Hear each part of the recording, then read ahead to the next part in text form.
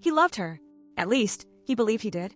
But when she reached for his hand, he pretended not to notice. When she asked what was wrong, he always said, nothing. And when she confessed feeling lonely, even with him right beside her, he replied, "You're overthinking again." That night, she cried silently, just inches away. He never saw it, not because he didn't care, but because he didn't know how to care. This isn't the story of a bad man. It's the story of many men who unintentionally sabotage their relationships. It's a quiet sabotage, one built through silence, distance, and subtle control. Patterns rooted deeply in fear, fears they never learned to recognize. Most men don't start their day asking, "How can I ruin this relationship?" In fact, most genuinely desire connection, closeness, intimacy. But intention isn't the issue here.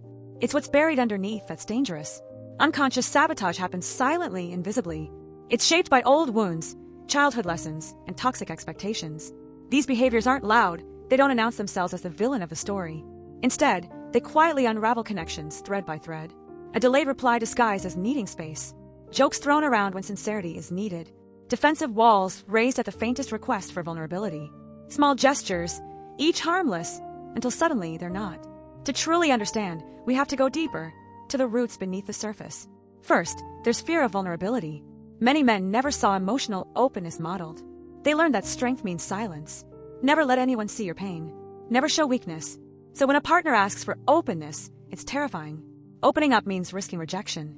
It means being seen, truly seen. They withdraw, not to hurt, but to protect. And in doing so, unknowingly create distance. Then, there's the shadow of past relationships. Men who've been hurt, betrayed, abandoned, mocked, carry those wounds into new connections.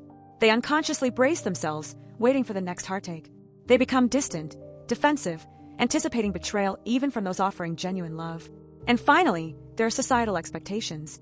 Men are taught their worth is tied to control, strength, independence. They must never ask for help, never admit insecurity.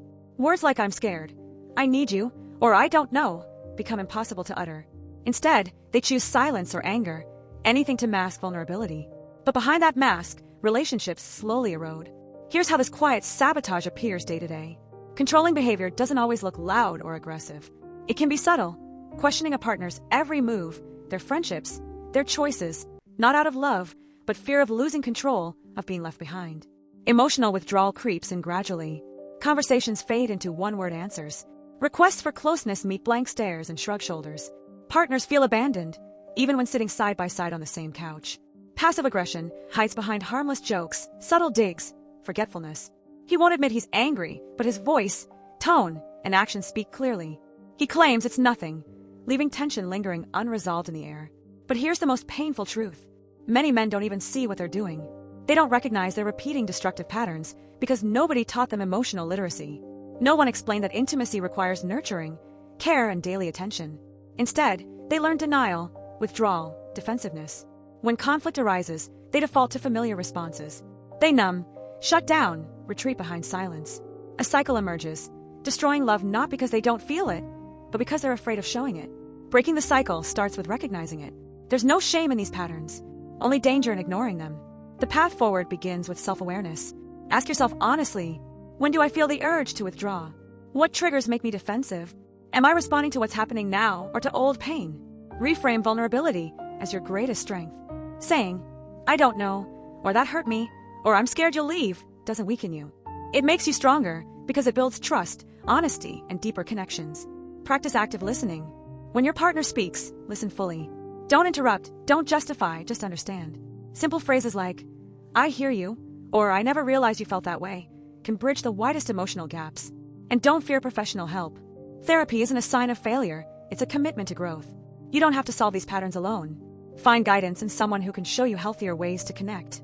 Because relationships rarely break apart in one dramatic moment. They slowly fracture, piece by piece, silence by silence, misunderstanding by misunderstanding. It's often not the big moments, but the quiet ones that end love stories. But when you finally see these patterns clearly, you gain a choice.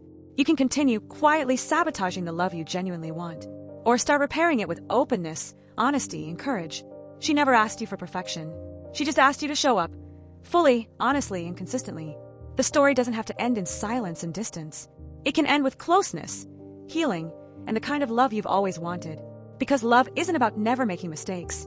It's about recognizing them, owning them, and choosing differently. He loved her. At first, he didn't know how. But he learned.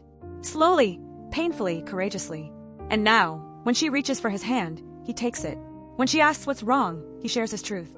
And when she says she feels lonely, he pulls her close and whispers, "I'm here." And finally, he means it.